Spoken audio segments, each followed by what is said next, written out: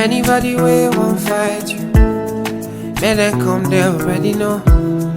I'll be right beside you, like the wall of Jericho. They don't know, they don't know, they don't know what's going on. Monagiso, Monagiso, Monagiso, my baby boo. I'll be a soldier for you.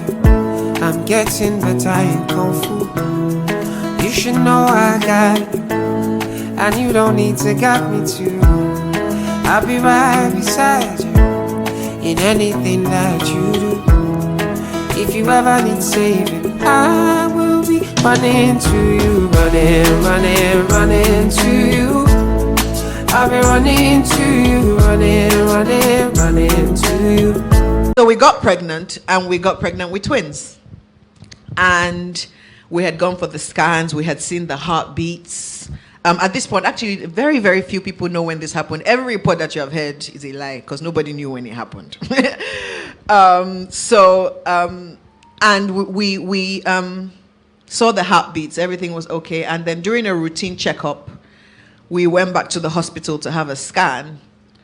And I just saw the doctor's face. You know when a doctor, I don't know how to explain it, when something is wrong, sometimes you can tell.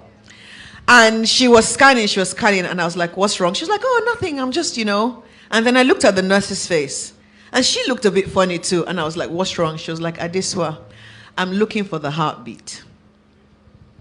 And I said, for two of them? And she said, yes. And I'm actually not going to lie, I started laughing because it didn't make any sense to me. I was just like, what do you mean you can't find the heartbeats of both? And she said, yeah. So we I went home. Banky wasn't home at the time. So I went home, and I remember being in our living room. When I was at the hospital, I actually laughed. I was like, God knows, God knows. Then when I got home, I literally collapsed on the floor and I wailed. Wailing is not the same thing as crying. Wailing is a deep groaning in your chest. It's like a knot that you can't get rid of. And I'm sharing this because so many women go through this, but nobody talks about it because it's almost like a thing of shame for whatever reason. And I don't know why. Because you don't control your body. You don't create yourself. It's funny how we can accept that every other organ might need help. You can get a heart transplant. You can get help with your kidneys. But when it comes to the reproductive organs, it's like a dirty topic nobody wants to talk about. And I think it's really important that we talk about it. So we decided that over the weekend we were going to pray, because God is a God that cannot do. There's nothing he cannot do. Impossible is nothing with him. So we're going to go back on Tuesday or Monday, I forget now, for a scan, believing that God will come through. And Monday or Tuesday rolled around, and we went back for the scan.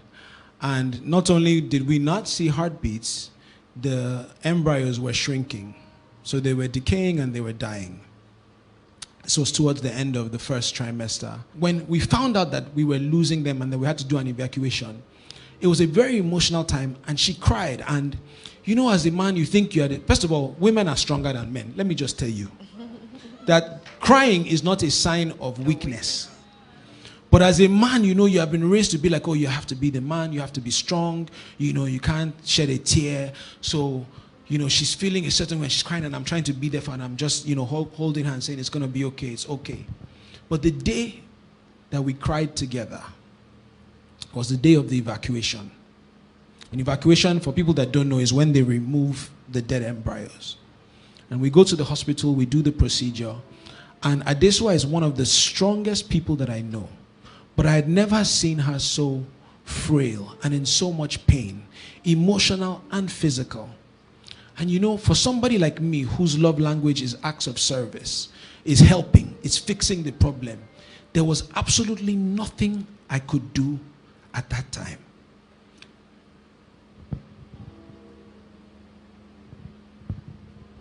And we came home from the hospital, and I remember I led her up the stairs, and we got into the couch, and I held her in my arms, and we cried.